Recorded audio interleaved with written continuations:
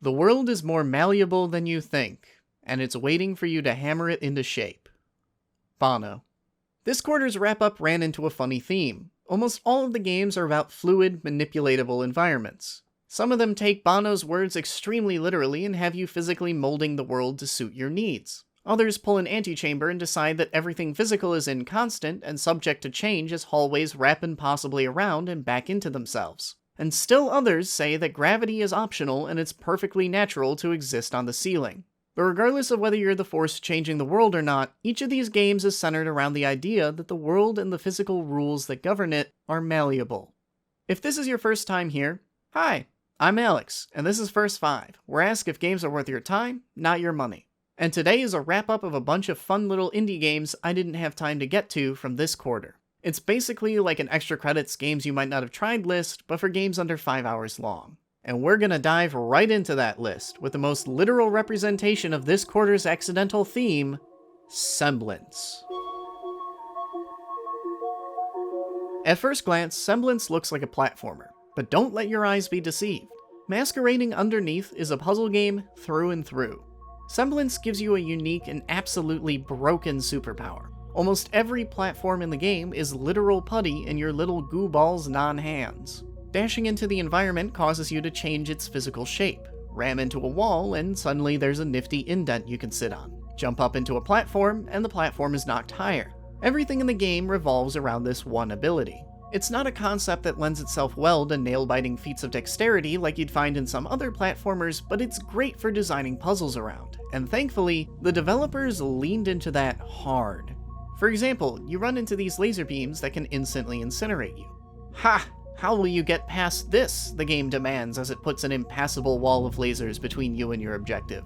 But if you manipulate the wall the laser's attached to, you can also manipulate the laser itself, and can make it point in a different direction, thus opening the way. Nifty little puzzle, right? Semblance is divided into 3 worlds, for lack of a better term, each with its own set of mechanics that it introduces and explores throughout, and I won't spoil any more of them, but they all interact with the game's central conceit in clever ways like the lasers do. But the greatest and most clever moments in Semblance are the ones where you feel like you're breaking the game and getting away with something you shouldn't be. And in those moments, Semblance is just fantastic. But hey, maybe when you buy into a platformer, you want that breakneck balls-to-the-wall sense of speed and punishing difficulty. Your N+s and your Super Meat Boys. Well, Semblance might not have that, but you know what game does? Distance. Remember that cool physics racing game where you got to drive on walls? The one that's infamous for recreating that one Battletoads level and that got remade as a full game that's languished in Steam Early Access for years? Well, holy shit, we have a version 1.0! Distance has finally shipped, and it does so with a pair of entirely new campaigns, along with a load of other offerings. For those who've never heard of it, Distance is this crazy racing game where you drive around the Hot Wheels track you wish you could have made as a kid, except it's drenched in 80s neon, somebody shoved a giant buzzsaw into the track, and sometimes that track decides to be on the ceiling.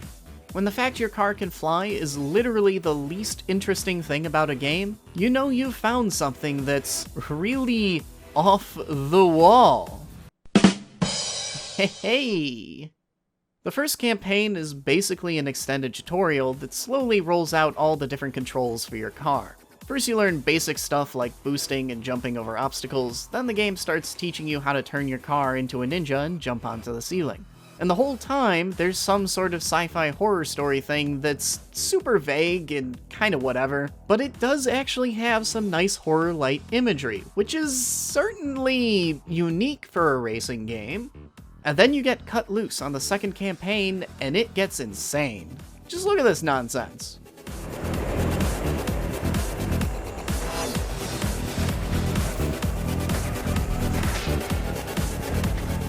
Distance is a game that will make you feel like an absolute badass, once you nail it after dying 50 times first. Obstacles come fast and the game is pretty unforgiving, so there are a lot of times where it feels like you're just memorizing the track to get through. But man, when you get into the zone and start jetting through these levels, it looks and feels hella cool. My primary focus was on the actual developer-created content, but there are a ton of user-made tracks that will eat up a lot more than just 5 hours of your time. The developers seem to have leaned into that creator community as well, curating some of their favorite tracks into an arcade mode you can spend your time working through. The 2 campaigns, however, are short and sweet affairs that first thoroughly ingrain the basics into you, then show you all the great things this game is capable of. And speaking of games with some very horror-light tones to them, let me tell you about my initial experience with the Spectrum Retreat.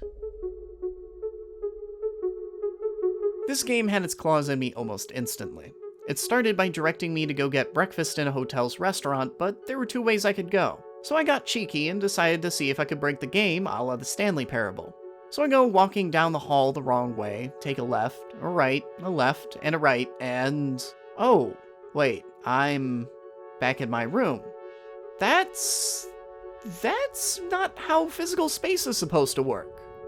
And suddenly the game had my attention, and had me incredibly creeped out. It was a perfect way of setting the game's tone and putting me into the right mindset, and that unsettling tone is something the Spectrum Retreat only continued to double down on. Suffice to say, this game does an incredible job of giving you a disturbing feeling that something is deeply, deeply wrong with where you are. It's not even remotely trying to be a full-blown horror game, but this is still some fantastic environmental storytelling. Oh, and I guess it's a puzzle game, too. I should probably get around to talking about that. So, in the Spectrum Retreat, the puzzles are all based around swapping out colors. In order to reach the exit, you have to get through a series of color-coded gates, which require you to have the same color key on you to pass through. It's like going through a 90s shooter, except you can only hold 1 key card at a time. Instead, there are these glowing cubes that you can trade colors with. If you've got a red key and the block is white, you can swap them, so that the block turns red and your key becomes white. And Spectrum Retreat is fond of putting these gauntlets in front of the exit, where you need to swap keys 4 or 5 times in rapid succession. So the game falls into this rhythm where 90% of the game is spent setting everything up perfectly to get through this gauntlet in a final dramatic push. On paper, trading colors with glowing cubes probably sounds like a dry idea for a puzzle game's central mechanic, but the way it's implemented is genuinely engaging, and the last push to the exit always feels cathartic. And obviously, the game does introduce other mechanics on top that make the puzzles reach Inception levels of crazy. The Spectrum Retreat's story is its weakest element, but even that is still perfectly passable and punches well above its weight because of the game's aforementioned tone. In general, I only have the mildest criticisms for this game, and I absolutely think it's worth picking up. It's definitely one of the strongest titles on this list. The Spectrum Retreat isn't the only game where the world is glitching out, though. And in this next case, the glitches are much more literal. Welcome to Old School Musical.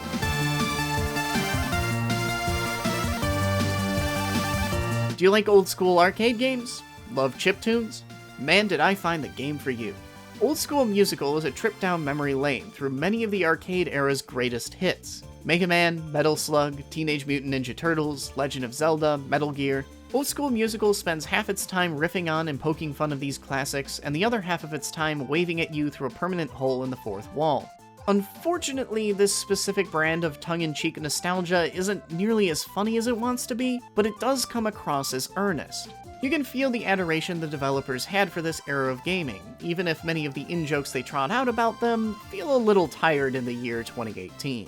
The most interesting thing about this game, however, is how it interweaves its story, an adventure to stop the video game glitch apocalypse, with a standard rhythm game formula. It pulls a DJ Max, with each song having a unique little music video made just for it going on in the background. But Old School Musical's twist is that these are all part of a single larger narrative, more action cutscene than music video, and even go so far as to have dialogue exchanges timed to the music in the middle of a song. And those songs are definitely the high point of the game. It's got 50 awesome, banging chiptune tracks spread across a main campaign and a side mode dubbed Chicken Republic. I'm not even a big fan of the genre, but I still found that every single one of these songs, without fail, was a blast to listen to, so I can only imagine how heavenly it'll be for longtime fans. I wish I could say the actual rhythm bits were as impressive as everything else, but there's a huge over-reliance on sequences that just have you mashing the same button really fast repeatedly. Sometimes on the hardest difficulty, it felt like I wasn't actually playing a rhythm game, but instead got tricked into playing a 4-minute button-mashing QuickTime event. Quick, mash right, then mash down, then mash up, and so on.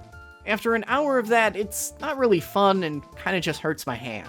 That alone nearly made me drop Old School Musical from the list, but overall, I'd say that this game offers enough cool and interesting ideas to save it. And even if the execution was more uneven than I would have liked, it's still worth checking out if anything I've said has made you curious or you're looking for a hardcore nostalgia trip.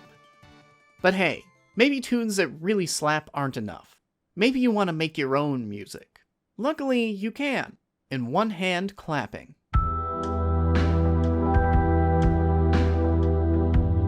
Got 15 minutes? Not afraid to try something cool and different? Then check out One Hand Clapping. Technically, this one came out on the tail end of June, so it's not quite a third quarter game, but we're going to talk about it real quick anyway. One Hand Clapping gives you the power to control the world around you with your voice. Where Semblance let you manipulate your surroundings by mashing your body into them, One Hand Clapping asks you to create new platforms entirely with a quick do-re-mi into a microphone. Or, in my case, bad humming. It's a cool little idea that I'd love to see get fleshed out a bit more. As it is, the formula doesn't ever really get evolved beyond that, so One Hand Clapping almost feels more like a tech demo than a full game. But even in its current state, it's a pretty dang cool experiment that's worthy of your 15 minutes. Alright, that's it for this quarter's wrap-up of games, but if you're looking for more recent short titles, I've got a whole long backlog of reviews you can check out. Seriously, I do this all year round, so you can find a ton of great, short games that will absolutely blow your mind. And if you've got a game I missed from the last 3 months that you liked, give that game a plug in the comments. And if you liked this video, hey, hit that subscribe button. Thanks for watching this far, and I'll see you all next week.